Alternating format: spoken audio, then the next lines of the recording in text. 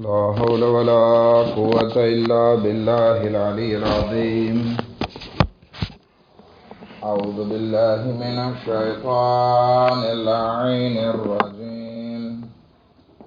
بسم الله الرحمن الرحيم. الحمد لله رب العالمين. الصلاة والسلام على سيدنا ونبينا وحبيب قلوبنا وطبيب نفوسنا وشفيع ذنوبنا جد الحسن والحسين بالقاسم محمد. اللهم صل على محمد وآل محمد وأهل بيته الطيبين الطاهرين المعصومين المظلومين ولعنة الله على أعدائهم أجمعين. بسم الله الرحمن الرحيم. ألف لام ميم. تلك آيات الكتاب الحكيم هدى ورحمة للمحسنين. اللهم صل على محمد وآل محمد. આપણી બહેસ સૂરે લુકમાન ઉપર હતી અને ત્યાં સુધી પહોંચ્યા હતા કે ખુદાની મારિફત આપણે હાસિલ કરી શકીએ છીએ ખુદાની મખલૂકને જોઈને. મસલન જમીન અને આસમાન ઉપર વિચાર કરીએ, કુરાનમાં તદબ્બુર કરીએ, ખિલકતે જન્નત અને જહન્નમ ઉપર વિચાર કરીએ, ખુદે આપણી શરીરમાં વિચાર કરીએ અથવા દિવસ અને રાતમાં વિચાર કરીએ. આ બધી વસ્તુમાં અલ્લાહની નિશાનીઓ છુપાયેલી છે અને આ બધી વસ્તુના કારણે ઇન્સાન અલ્લાહને ઓળખી શકે છે. માટે જરૂરી છે કે આપણે અલ્લાહને વધારેમાં વધારે ઓળખવા, અલ્લાહની વધારેમાં વધારે મારિફત હાસિલ કરવાની કોશિશ કરીએ. હવે શું ફાયદો આપણે અલ્લાહની મારિફતને હાસિલ કરીએ? તો ત્રણ ફાયદા વિશે આપણે વાત કરી ચૂક્યા કે જેમ જેમ ઇન્સાનની મારિફતમાં વધારો થશે એમ એમ ઇન્સાનને અલ્લાહ પ્રત્યે મોહબ્બતમાં પણ વધારો થશે. બીજી વસ્તુ, આ મોહબ્બત ફક્ત નહીં વધે બલકે અલ્લાહનો ખૌફ પણ ઇન્સાનની જિંદગીમાં વધારે આવશે. આપણે ઘણા નબીઓને જોઈએ છીએ કે રાહ ખુદામાં, ખુદાની મોહબ્બતમાં બધું ખર્ચ પણ કરતા અને જ્યારે ઇબાદતમાં ઊભા રહેતા તો આખું શરીર એમનું ધ્રુજી ઉઠતું. તો મોહબ્બત પણ હતી ખુદા સાથે અને ડર પણ વધવા લાગ્યો કારણ કે મારિફત વધી. ત્રીજી વસ્તુ, અલ્લાહ પાસે જે વસ્તુ છે એને હાસિલ કરવામાં દિલચસ્પી થાય. આપણે કોઈને ઓળખતા હોય તો એની વસ્તુની કિંમત અને વેલોર આપણને સમજાશે તો દિલચસ્પી થાય. આપણને અમલ કરવામાં દિલચસ્પી હોય, શોખ પેદા થાય, આપણા અમલમાં આળસ ના હોય. નમાઝ પઢીએ તો આળસ ના હોય બલકે શોખથી નમાઝ પઢતા હોય. રસૂલે ખુદા બિલાલને કહે છે, હે બિલાલ અઝિન ફિન નાસ વ અરહના, કે લોકોમાં અઝાન દે અને અમને રાહત કર. અઝિન વ અરહના, કે નમાઝ પઢવાથી અમને સુકૂન મળશે. તો આ શોખ હતો કે વાટ જોવામાં આવતી કે ક્યારે નમાઝનો સમય થાય અને ક્યારે અમે નમાઝને અલ્લાહની બારગાહમાં બરપા કરીએ. તો આ ત્રણ વસ્તુ પર આપણે વાત કરી ચૂક્યા કે જેમ જેમ મારિફતમાં વધારો થાય, મોહબ્બતમાં, ખૌફમાં અને શોખમાં વધારો થશે. અને ચોથી વસ્તુ, મૌલાએ કાયનાત હઝરત અમીર અલ મોમિનીન અલી ઇબ્ન અબી તાલિબ અલૈહિસ્સલાતુ વસ્સલામ ફરમાવે છે,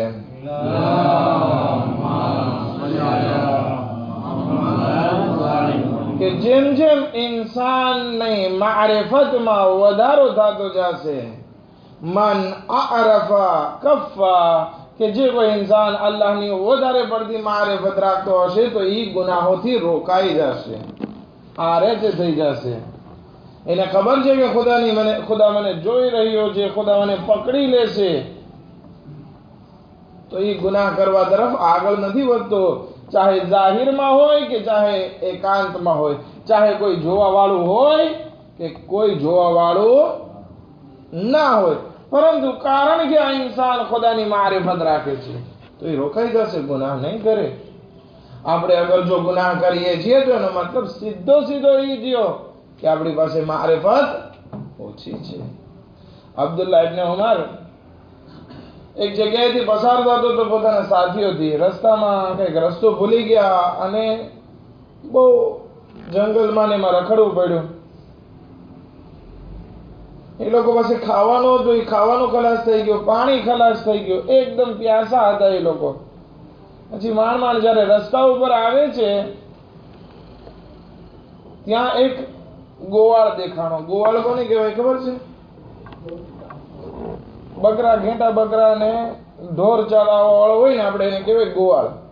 તો આ એક માણસ હતો, પોતાના ઘેટા બકરાને લઈને નીકળતો હતો ચરાવવા માટે.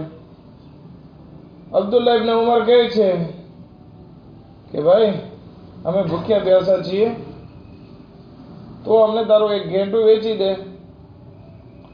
તો કે આ ઘેટા જે છે એ મારા નથી, મારા હોત તો હું તમને દઈ દેત, પણ આ મારા નથી, બલકે મારા માલિકના છે. હું તો એક ગુલામ છું કે આ ઘેટા બકરાને ચરાવવા માટે લઈ આવ્યો છું. હું ના દઈ શકું મારા માલિકની રજા વગર. તો કે એક કામ કર, આ ઘેટા બકરામાંથી થોડું દૂધ કાઢ અને એમને બધાને પીવરાવ. તો કે મારા માલિકનો ધંધો એ છે કે જ્યારે હું ઘેટા બકરા લઈને જાઉં છું તો આ ઘેટા બકરાને દોય છે અને દૂધ વેચે છે અને એનો રોજી ચલાવે છે. તો હું કેમ એની પૂછ્યા વગર તમને આ વસ્તુ અત્યારથી વેચી નાખું અથવા દઈ દઉં? હું નહીં દઈ શકું. ના ઘેટું દઈ શકીશ, ના એનું દૂધ દઈ શકીશ. તો કે હવે ક્યાં તારો માલિક અહીંયા જોવા આવશે, ઘેટો દઈ દે ને અમે તને વધારે પૈસા દેશું. આપણે એમ શું કહીએ, ઉપલકમાં લઈ લઈએ. અબ્દુલ્લાહ ઇબ્ન ઉમર પણ ચાહતો હતો કે ઉપલકમાં ખરીદી કરી નાખે. માલિકને ક્યાં ખબર પડશે? કહી દે છે કે એક રસ્તામાં મરી ગયો અથવા એક્સિડન્ટ થઈ ગયો. ક્યાં તારો માલિક જોવા નીકળશે ને શું વાત થશે? કે દૂધ પીવરાવીશ તો ખબર કેમ પડશે? એટલા બધા બકરા છે કે અમે થોડું એક ગ્લાસ દૂધ પીધું છે. ક્યાં ખબર પડવાની છે તારા માલિકને? તો ઓલો ગોવાળ આમ કરે છે, આઈન અલ્લાહ, તો પછી અલ્લાહ ક્યાં? વિચાર કરીએ. અબ્દુલ્લાહ ઇબ્ન ઉમર જ્યારે પણ આ સફરને યાદ કરતો ત્યારે આંગળી ચીંધીને કહેતો આઈન અલ્લાહ. ક્યાંથી જાણવા મળ્યું એને? એક ગોવાળની મારિફત ખુદા પ્રત્યે કેટલી મહત્વની હતી કે એને ફાયદો મળતો હતો. ગુલામ હતો, જાવા દીધું એ ફાયદાને અને કીધું કે આઈન અલ્લાહ, ખુદા ક્યાં? મતલબ કે આપણી મારિફત અને એ ગોવાળની મારિફતને કમ્પેરિઝન કરીએ તો આપણે ઘેટા તો લગભગ 2 લાખના હોય, બકરા 2 લાખના હોય, પણ આપણે તો 2000 રાલ માટે ખુદાને ભૂલાવી દઈએ છીએ. ઘણી વખત એવું બનતું હોય છે. નહીં, ખુદા જ્યારે એની મારિફત આપણી જિંદગીમાં વધવા લાગશે તો પછી આપણે ગુનાહ તરફ આગળ નહીં વધીએ. હઝરત યુસુફ અલૈહિસ્સલાતુ વસ્સલામને ગુનાહથી કઈ વસ્તુ રોકે છે? ત્યારે તો કોઈ નહીં હતું. હઝરત યુસુફ પણ જવાન હતા, ઝુલેખા પણ જવાન હતી. ઝુલેખા સામેથી દાવત આપે છે, તેમ છતાં હઝરત યુસુફ ઝિના તરફ આગળ નથી વધતા. કઈ વસ્તુ રોકે છે? અલ્લાહની મારિફત. જ્યારે ઇન્સાનને ખુદાની મારિફત આવે છે તો એ ગુનાહ તરફ આગળ નથી વધતો. આ ચોથો અસર જિંદગીમાં, ખુદાની મારિફત.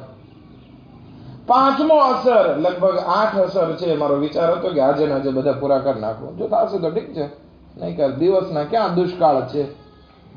બરાબર છે ને? પાંચમી વસ્તુ એ પણ મૌલાએ કાયનાત હઝરત અમીર અલ-મુઅમિનીન અલી ઇબ્ન અબી તાલિબ અલૈહિસ્સલાતુ વસ્સલામ ફરમાવે છે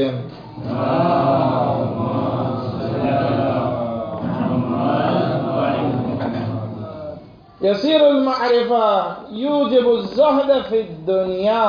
ઇમામ અલી અલૈહિસ સલામ ફરમાવે છે કે ઇન્સાન અગર થોડીક એવી પણ અલ્લાહની મારિફત રાખતો હોત તો પછી એ દુનિયામાં ઝાહિદ બની જાત, ઝહદને ઇખ્તિયાર કરત.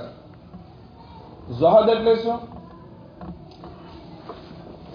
આગલા જમાનામાં ઝુહદનો મતલબ ઈ કાઢવામાં આવતો હતો કે દુનિયાને મૂકી અને ચાલ્યો જાવ, દુનિયાને મૂકી દેવી, દુનિયાને ऐश આરામને મૂકી દેવો, સાદી જિંદગી, એને ઝુહદ કહેતા. પરંતુ દર હકીકત દુનિયાને તર્ક કરવાનું નામ ઝુહદ નથી. ઝુહદ કઈ વસ્તુનું નામ છે? કુરાન મજીદ બયાન ફરમાવે છે, લા તયઅસુ અલા મા ફાતકુમ વલા તફરહુ બિમા આતાકુમુલ્લાહુ મિન ફadલે, કે તમે નારાજ ના થઈ જાઓ જે વસ્તુ તમારા હાથમાંથી ચાલી ગઈ છે. તમારા હાથમાંથી અમુક વસ્તુ ચાલી ગઈ, તમે નારાજ ના થઈ જાઓ. વલા તફરહુ બિમા આતાકુમુલ્લાહુ મિન ફadલે, અને ઈ વસ્તુમાં ખુશ પણ નહીં થઈ જાઓ કે ખુદાવંદી આલમે તમને આ બધી વસ્તુ અદા કરી દીધી છે પોતાના ફઝલો કરમથી. ના ખુશી ના ગમ, આ બંને વસ્તુ જ્યારે ઇન્સાનની જિંદગીમાં આવે તો એ ઇન્સાન જાહિદ કહેવાશે. મારા પાસે ગમે એટલો માલ હોય, મને શું ફાયદો, એક વખત તો મારે અહીંયા મૂકીને જવાનું છે, તો હું શું ખુશ થાઉં એ માલ ઉપર? મને મોટું નુકસાન થયું, હું શું કામ ગમગીન થાઉં? એક વાર તો દાવાનું જ છે, મોત આવશે ત્યારે મારા હાથમાંથી તો બધું જવાનું જ છે. આ વસ્તુ જ્યારે ઇન્સાનની જિંદગીમાં આવશે તો એ ઇન્સાન ઝુહદ વાળો કહેવાશે. એક આલિમ, એના પાસે દોલત બહુ હતી. મને લાગે છે કે આ શેખ બહાઈનો વાક્યો છે, કારણ કે એ પણ મોટા એન્જિનિયર હતા, આલિમ હતા, અને બહુ વધારે એના પાસે દોલત પણ હતી, કારણ કે મોટા મોટા પ્રોજેક્ટ ને બધું કરતા હતા. એ આલિમ પાસે એક દરવેશ આવે છે. એ દરવેશ શું હતો? પોતાની જાતને જાહિદ માનતો હતો કે દુનિયામાં ક્યાંય જ્યાં રાગ પડે ત્યાં સુઈ જાય. એના પાસે એક કટોરો સમજો છો ને, કે આગલા જમાનામાં ઘણા ઓલા ફકીર આવતા, એના પાસે કાળા કલરનો એક બકોલા જેવો, વાટકા જેવું હતું, શું કહેવાય ને, બકોલી, એ બકોલી જેવું, એમાં એ ભીખ માંગે, એમાં એ ખાય, અને જ્યારે ખાવા પીવાનું કામ પતે એટલે પછી એ ઇબાદતમાં મશરૂફ હોય. એને દુનિયાથી કાંઈ પડી ન હોય, જે થવું હોય થાય. એવા માણસ પોતાની જાતને જાહિદ કહેતા. એ જ્યારે માંગતો જ્યારે આ આલિમના ઘર પાસેથી વટાણો, ત્યારે કહે છે કે ચાલ હું આને નસીહત પણ કરું. જાય છે, કહે આલિમ તો એટલો બધો જાણકાર, કુરાનને જાણકાર, હદીસોને જાણકાર, આટલો બધો આલિમ, મસાઇલનો જાણકાર, છતાં પણ આ દુનિયાનો તું કૈદી બની ગયો છે. જો તારા લિબાસ કેટલા કિંમતી છે, તારું ઘર કેટલું કિંમતી છે, આ બધી વસ્તુ તને શું કામ લાગશે કયામતમાં? તો શું કરવા આવ્યો છે? આ ઝુહદ નથી, આ દુનિયા પરસ્તી છે, આ દુનિયાની મોહબ્બત છે કે તું રાખીને બેઠો છે. હવે એ આલિમ હતા કે વાત સાચી છે, દરવેશ સાહેબ, ફકીર સાહેબ, તમારી વાત બહુ સાચી છે. હવે મારે શું કરવું જોવે? તો કે મૂકી દે આ દુનિયાની મોહ માયા. આ દુનિયા કાંઈ નથી, આ દુનિયા કોઈની સગી નથી થઈ. કોણ કહે છે? એ દરવેશ, એ ફકીર કહે છે કે મૂકી દે દુનિયાની મોહ માયા. એક દિવસ તારે આ દુનિયા મૂકીને જવાનું છે, મૂકી દે. તો કે આપણે ક્યાં જશું? કે મને નથી ખબર, તું દુનિયામાં ચાલ, અલ્લાહની ઇબાદત કર, આ બધું મૂકી દે. શેખ બહારી અથવા એ આલિમ કહે છે કે આપણે હજનો સમય હમણાં નજદીક છે, ચાલ આપણે બે હજ કરવા માટે તૈયાર થઈ જઈએ અત્યારે. તો કે હા ચાલ. આ આલિમ અને આ દરવેશ, આ ફકીર, બંને હજ કરવા માટે નીકળી જાય છે. રસ્તામાં એક કૂવો આવે છે કે ત્યાં બંને રોકાય છે પાણી પીવા માટે. પાણી કાઢે છે, પાણી પીવે છે, જરાક રાહત આરામ કરે છે, બંને દેપાર. આગળ થોડુંક વધે છે ત્યાં આ ફકીરને યાદ આવે છે કે મારી બકોલી, મારો વાટકો છે જે ઈ કૂવા પાસે ભૂલાઈ ગયો છે. જ્યાં પાણી પીવા રોકાણા હતા ત્યાં ભૂલાઈ ગયો છે. કહે છે આલિમ સાહેબ તમે વાટ જુઓ, હું મારી બકોલી લઈ આવું. તો કે મૂક ને, આ દુનિયાને શું કરીશ, તારી બકોલી જ છે ને. તો કે ના, એ બહુ કિંમતી વસ્તુ છે, એમાં હું ખાઉં છું, એમાં હું ભીખ માંગુ છું, એમાં પાણી પીવું છું, એ હું ના મૂકી શકું. તો કે આપણે હજમાં નથી જવું. તો કે હજમાં પછી પેલા બકોલી. આલિમ ઘણો બનાવે છે, મૂકી દે હવે બકોલીની કિંમત કેટલી, તો કે નહીં, પેલા બકોલી પછી બધી દુનિયા. તો કે ભાઈ તું કેવો જાહિદ છે કે તે દુનિયાને તો તર્ક કરી પણ તારી બકોલીને ના મૂકી શક્યો. દરઅસલ ઝુહદ આ નથી, તમારા પાસે ગમે એટલી વસ્તુ હોય પરંતુ એનાથી લગાવ એવો ના હોવો જોઈએ. ઈ વસ્તુ થઈ દુનિયા, ઈ વસ્તુ થઈ ઝુહદ. એટલા માટે ખુદા કહે છે કે તમારા હાથમાંથી જે કંઈ ચાલ્યું જાય એના ઉપર તમે નારાજ ના થાઓ, અને ખુદા તમને ગમે એટલી દોલત આપી દે તમે એના ઉપર ખુશાલ અને મુતકબ્બિર ના થઈ જાઓ, કારણ કે આ બધું એક દિવસ તમારા પાસેથી જવાનું છે. તો આ લગાવ, આ મોહબ્બત, આ જોડાણ દુનિયા સાથે ના હોવું એને કહેવાય છે ઝુહદ. તો જે કોઈ ઇન્સાન ખુદાની મારિફત રાખે છે એને આ દુનિયામાં ગમે એટલી વસ્તુ આવી જાય કે ચાલી જાય એને કઈ ફરક પડતો નથી. મૌલાએ કાયનાતની જિંદગીમાં કેટલી વાર જે છે એ દોલત ઢગલાના મોઢે આવી, એટલી દોલત આવી કે વાત પૂછો માં, પણ ઇમામ કઈ નથી, પડી નથી દોલતની, બધું રાહ ખુદામાં આપી દે છે એક ઝટકામાં. ઇમામે હસને મુશ્તબા કેટલી વખત પોતાનો આખો માલ જે છે એ રાહ ખુદામાં તકસીમ કરે, અને કેટલી વખત અડધો માલ રાહ ખુદામાં તકસીમ કરે છે. શું કહો? દોલત હોવી ખરાબ વસ્તુ નથી, પરંતુ એની માટે મરી પડવું એ ખરાબ વસ્તુ છે. દરઅસલ મારિફત ખુદાની હોવી જોઈએ, ઝુહદ ખુદા માટે હોવો જોઈએ, કે જેથી આ મારિફત હશે અલ્લાહની તો જ આ વસ્તુ આપણે દુનિયાથી મોઢું ફેરવી શકશું. નહીતર જ્યારે આપણી મરવાનો સમય આવશે ત્યારે આપણને કહેતા હશે કે ચાલો, રૂહ કબ્ઝ થતી હશે, આપણે આપણી દોલત દીકરા બાયડી કરતા હશું, ત્યારે કે બધું આ દુનિયામાં રહી જવાનું છે, કઈ સાથે આવવાનું. તો પાંચમી વસ્તુ કે જે ઇન્સાનને અલ્લાહની મારિફત હાસિલ કરવાથી મળી શકે છે ઈ છે ઝુહદ. ઝુહદ એટલે દુનિયાથી લગાવ ના હોવો. છઠ્ઠી વસ્તુ, જલ્દી પૂરું કરીએ આપણે. છઠ્ઠી વસ્તુ ઇમામ સાદિક અલૈહિસ્સલાતુ વસ્સલામ ફરમાવે છે,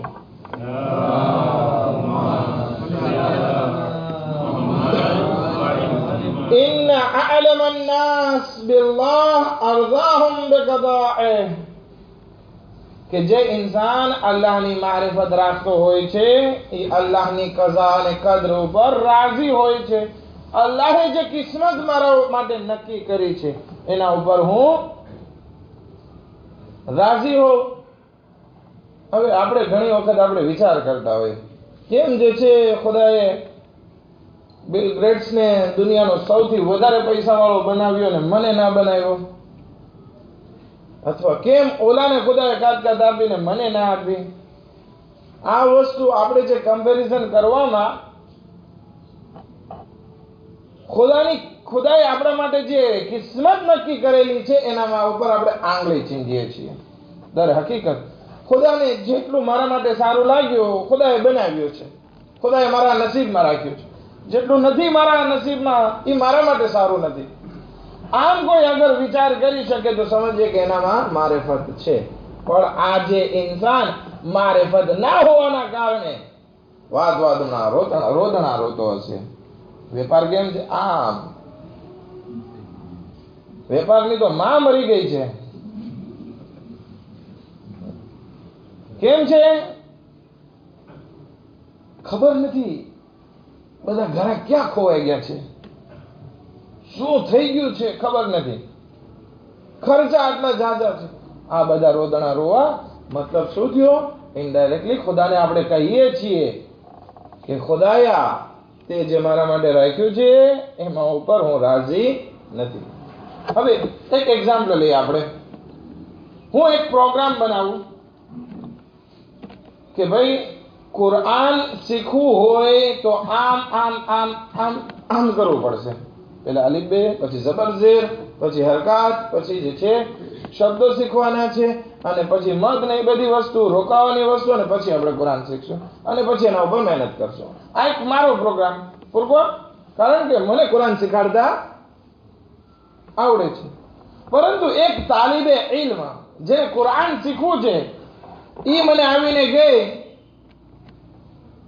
કે આગળ સાહેબ મને કુરાન શીખવું છે, પણ તમે કહો એમ નહીં, હું જે છે પેલા કુરાન પઢીશ, પછી એમાં હું જે છે જબર જેર જોઈશ, પછી એમાં હું મદ જોઈશ, મને સિપારો ને કાયદો અને અલીફ બે નું પૂઠું આડવું જ નથી, તો શું ઈ માણસ કુરાન શીખી શકશે? શીખી શકશે? હા, નહીં શીખી શકે. અગર જો એને કુરાન શીખવું છે તો એને એના પ્રોફના પ્રોગ્રામિંગ પ્રમાણે હાલવું પડશે. આજે દુનિયામાં આપણે આવા બાળક જેવી નાદાની કરી રહ્યા છીએ. એ બાળક કહે છે કે મને કુરાન શીખવું છે, પણ તમારા કાનૂન પ્રમાણે નહીં, બલકે હું મારી રીતે શીખવા જાઉં છું. પહેલા 30મો સિપારો પહેલેથી જશે, સૂરે બકરા હું શીખીશ અને પછી પૂઠું શીખીશ. કોઈ દિવસ નહીં. આજે દુનિયામાં આપણે ઈ જ કરીએ છીએ. ખુદાએ આપણા માટે એક પ્રોગ્રામ નક્કી કર્યો છે. તને રોજી એટલી મળશે, તને औलाद એટલી મળશે, તને બાયડી આવી રૂપાણી મળશે, તારા ઘરમાં કજી આવા હશે, તને ધંધો આવો મળશે. દાખલા તરીકે હવે હું મારી રીતે પ્રોગ્રામ કરું કે નહીં, મને એટલું જ ખપે અને નહીં મળે એટલે મારે ધમ પછાડા, કોઈ દિવસ આપણે આગળ નહીં વધી શકીએ. મતલબ શું થયો કે આપણે ખુદાએ આપણા માટે જે કિસ્મત નક્કી કરી છે, કઝાઓ કદ્ર નક્કી કરી છે, એમાં આપણે રાજી નથી. એક બાદશાહ અને એનો વઝીર બહુ નેક અને પરફેક્ટ માણસ હતો. બાદશાહ ને વઝીર બંને જાય છે ક્યાં? શિકાર ઉપર, લશાશમાં. રસ્તામાં ભૂલા પડી જાય છે અને દૂર દૂર નીકળી જાય છે. શિકારની પાછળ દોડતા હોય એટલે સૈનિક પાછળ હોય ને બાદશાહ ને વઝીર ને બધા આગળ આગળ હોય. હવે એવામાં થાય છે શું કે ઘોડો બહુ રાપિદમાં જતો હતો ને વચમાં ડાળી આવી ને કંઈક બાદશાહ જોશથી પડ્યા એટલે ટચલી આંગળી, અને શું કહ્યું? ટચલી આંગળી જ કહો છો ને, એ તૂટી ગઈ. બાદશાહની ટચલી આંગળી તૂટી ગઈ, લોહી નીકળવા માંડ્યો. વઝીરે લાવીને પાટો બાંધ્યો. ઓલો બાદશાહ રાડા રાડી કરતો તો આ દુખે છે. ઓલો વઝીર બાદશાહને દિલાસો આપવા માટે કહે છે કે બાદશાહ સાહેબ સબ્ર કરો, ખુદા જે કરે છે એ સારું જ કરે છે. તો કે શું ખુદાએ મારી આંગળી તોડી નાખી, સારું થયું મારા માટે? તો કે હા, એ પણ સારું થયું. બાદશાહ નેરવ્યા બ્લોક. જેવા ઘરે પાછા આવે છે, સિપાહીઓને હુકમ આપે છે અને જલ્દી કેદમાં નાખી દે. મારી આંગળી તોડવા ઉપર, તૂટવા ઉપર રાજી થાય છે કે ખુદાએ જે કર્યું સારું કર્યું.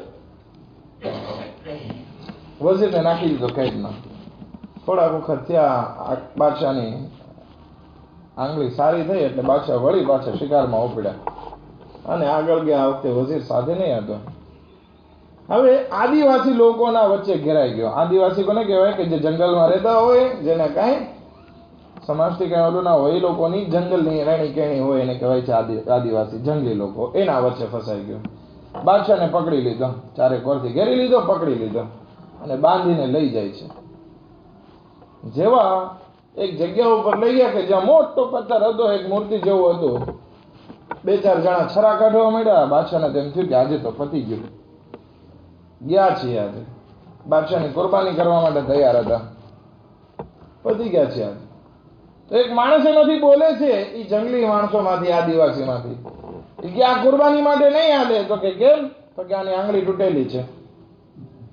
આપણા ખુદાની કુરબાની માટે એવું જાનવર ખપે કે જ્યાં કાંઈ નક્સ ના હોય, કાંઈ ખામી ના હોવી જોઈએ. તો કે આ નકામો છે, ખોટો આને મારો. મૂકી દીધો એટલે બાદશાહ રાજીનો રેડ સીધો આવ્યો વઝીર પાસે કે વાત સાચી હતી, ખુદા જે કરે છે સારું કરે છે. સારું થયું મારી આંગળી તૂટી ગઈ, નહીતર અત્યારે મારું ગળું પણ કપાઈ જાત, આંગળી ના તૂટી હોત. પડી કે વઝીર તું એક વાત મને બતાવો, મારા માટે તો સારું થયું કે આંગળી તૂટી, પણ એમાં તને શું લેવા દેવા હતા? ખોટો તું અહીંયા કેદખાનામાં ગયો ને મારા નેર્વોઝિતાના હિસાબે, મારા ગુસ્સાના હિસાબે. તો કે ના, એમાં પણ ખેર છે. ખુદાએ જે કર્યું ને એ પણ સારું જ કર્યું છે. અગર જો હું આ કેદમાં ના હોત તો તારા સાથે હોત તો તારી જગ્યાએ મને કાપી નાખત. ખુદાના દરેક કાર્યો, આ તો એક સમજવા માટે એક શું કે હિસ્ટોવાર અથવા તો એક વાક્યો હતો, પણ હકીકતમાં વાત એ છે કે આપણે સમજીએ કે ખુદાએ જે આપણા માટે કિસ્મત નક્કી કરી છે એમાં આપણે રાજી રહેવાનું છે. પણ મતલબ એ પણ નથી થતો કે આપણે મહેનત કરવાની મૂકી દઈએ. મહેનત કરી રાખે પણ નારાજગી ના જતાવીએ, એ કાશ ના કરીએ. કોઈ ગુજરી ગયો તો કે હજી તો જવાનો હતો, હજી તો બિચારાને ભણવાનો હતો. ના, ખુદાઈની માટે મોતનો વખત નક્કી કર્યો છે તો રાજી રહે ખુદાની કુદરત ઉપર, ખુદાની કઝા ઉપર, ખુદાની કદરો કઝા ઉપર. રસૂલે ખુદા સલ્લલ્લાહુ અલૈહિ વસલ્લમે કોઈ દિવસ પોતાની જિંદગીમાં એક વખત પણ નથી કીધું કે કાશ આમ હોત તો, કાશ આમ હોત. શું કામ? કારણ કે ખુદાએ જે વસ્તુ આપણા માટે નક્કી કરી છે એ જ આપણને મળવાની છે, ચાહે આપણે ખુશ હોય ચાહે નારાજ હોય. તો કેટલી વસ્તુ થઈ? 6 વસ્તુ થઈ. 7મી વસ્તુ હદીસમાં છે, મન સકન કલ્બુહુ અલ ઇલ્મ બિલ્લાહ સગનહુલ એક સલાત પર મોહમ્મદ વાલે મોહમ્મદ પર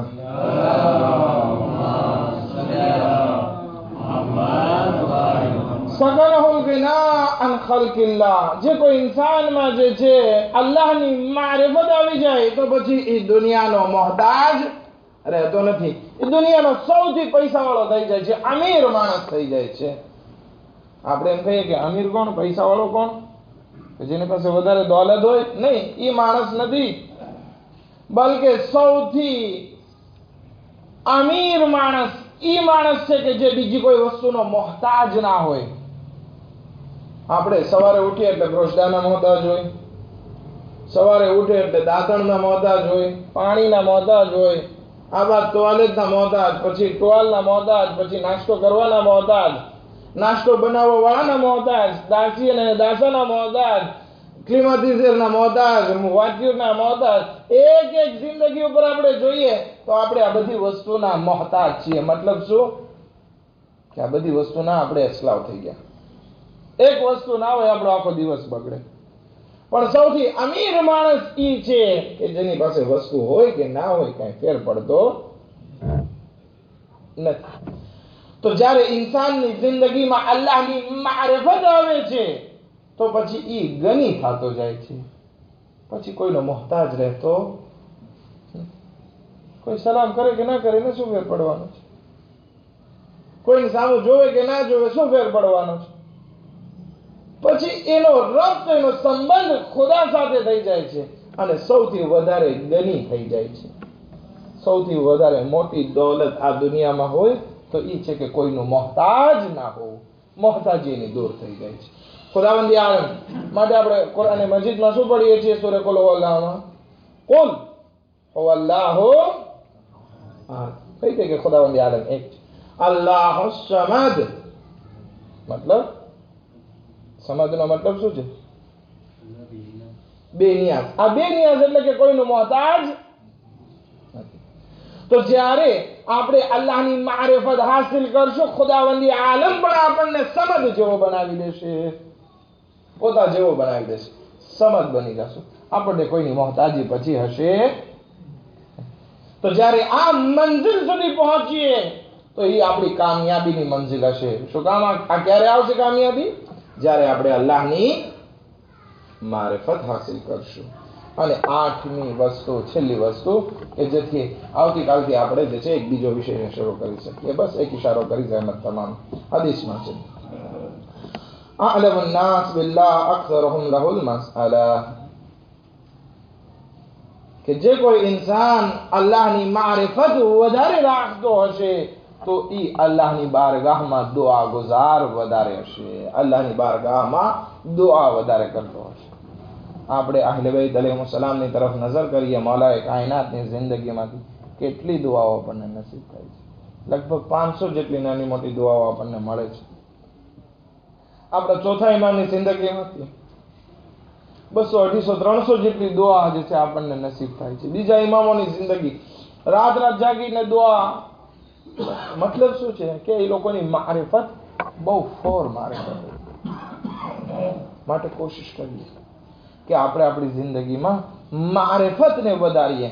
પછી ઓલી દુઆએ કોમેલ પડાતી હશે ને આપણે આમનામ બેઠા હશું ને વિચાર કરતા હશું, એ નહીં હોય. આપણે પણ સાથે સાથે દુઆએ કોમેલ પડતા હશું. આપણને શોખ હશે કે આપણે ખુદા સાથે વાત કરીએ, ખુદા પાસે માંગીએ. ખુદા સાથે મુનાજાત કરીએ. આપણા ચોથા ઇમામની 15 મુનાજાત, કેટલી સરસ મજાની મુનાજાત છે. કોઈ વખત આપણે સહીફે સજ્જાદિયા ખોલીને વાંચીએ કે જોઈએ કે ઇમામની મારિફત કેટલી હતી અને મારિફત હોવાના હિસાબે આ દુઆની વાતો કેટલી અઝીમ વાતો છે અલ્લાહ અને ઇમામો વચ્ચે. માટે કોશિશ કરીએ કે આપણે મારિફતમાં વધારો કરીએ કે જેથી દુઆમાં પણ दिलचस्पी आवे. अल्लाह की बारगाह में दुआ करिए, खुदा बेहक मोहम्मद व आले मोहम्मद हमारा गुनाह ने कबीरा सगीरा ने माफ़ फरमा, हमारी मुश्किलातों ने आसान फरमा, हमारा रिस्क में बरकत इनायत फरमा. खुदा बेहक मोहम्मद व आले मोहम्मद हज़रत आयतुल्लाह सिस्तानी ने दीगर मराजियों ने सेहत व सलामती साथ लंबी उम्र इनायत फरमा. खुदा बेहक मोहम्मद व आले मोहम्मद जे मोमिन भाईनो अपहरण થઈ ગયું છે, કિડનેપ થઈ ગયું છે, ખુદા એમને જલ્દી જલ્દ એમના फैमिली સુધી સહી સાલિમ પાછો પલટાવ. खुदा के मोहम्मद व आले मोहम्मद ईमान ज़मान अलैहि सलाम ने ज़ुहूर में जल्दी जल्द आजिल फरमा, अने मुननान सरमा शुमार फरमा. रब्बना तक़ब्बल मिन्ना इन्नका अंतस